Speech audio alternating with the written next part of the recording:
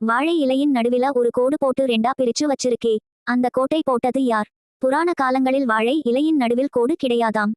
இராமாயண காலத்தில் ஒரு முறை ராமன் சாப்பிடும்போது அனுமனையும் தன்னுடன் ஒரே இலையில் சாப்பிடச் சொன்னாராம்.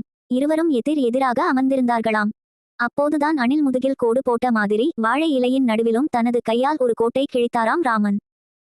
ராமர் இருந்த பக்கத்தில் மனிதர்கள் விரும்பி சாப்பிடும் உணவு வகைகளும், அனுமன் இருந்த எதிர் பகுதியில் குரங்குகள் விரும்பிச் சாப்பிடும் காய்கறிகளும் பரிமாறப்பட்டதாம்.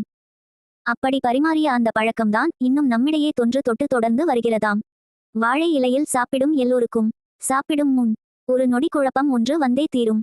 பரிமாறும்போது இலையை எப்படி போடுவது? இலையின் நுனி இடது பக்கமாக வர வேண்டுமா, வலது பக்கமா? சிம்பிள். இலையின் நுனி சாப்பிட அமர்ந்திருப்பவருக்கு இடது கை பக்கமாக வருகிற மாதிரி போட வேண்டும். ஏன்? நாம் சாப்பிடும்போது வலது கையால் பிசைந்து சாப்பிடுவதால் இலையின் வலது பக்கம் அதிக இடம் தேவை. சரி, உப்பு, ஊறுகாய், இனிப்பு இவற்றையெல்லாம் இலையின் குறுகலான இடது பக்கத்தில் வைக்கிறோமே, அது ஏன்? உப்பு, ஊறுகாய், இனிப்பு இதையெல்லாம் ஓவராக சாப்பிட்டால் உடம்புக்கு ஒத்துக்கொள்ளாது. கொஞ்சமாகத்தான் சாப்பிட வேண்டும். அதனால்தான் இலையின் குறுகலான பாகத்தில் இட ஒதுக்கீடு. சாதம், காய்கறிகள் இவற்றையெல்லாம் நிறைய சாப்பிடலாம். அதனால் அவற்றை இலையின் அகலமான வலது பக்கத்தில் பரிமாற வேண்டும். சரி, இலையில் முதலில் வைக்கப்படும் இனிப்பை பலர் கடைசியாக சாப்பிடுகிறார்களே, இது சரிதானா? இல்லை. இலையில் முதலில் இனிப்பு பரிமாறப்படுவதற்கு முக்கியமான காரணம் இருக்கிறது.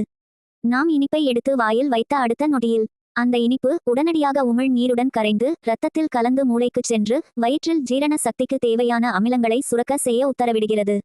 அதனால்தான் ஜீரணம் எளிதாக நடைபெறுகிறது. அப்பப்பா, இலையை போடுவதிலிருந்து எப்படி பரிமாறுவது, எதை முதலில் சாப்பிடுவது, எல்லாவற்றையும் முறையாக வகுத்து தந்திருக்கும் நம் முன்னோரை எப்படி பாராட்டுவது?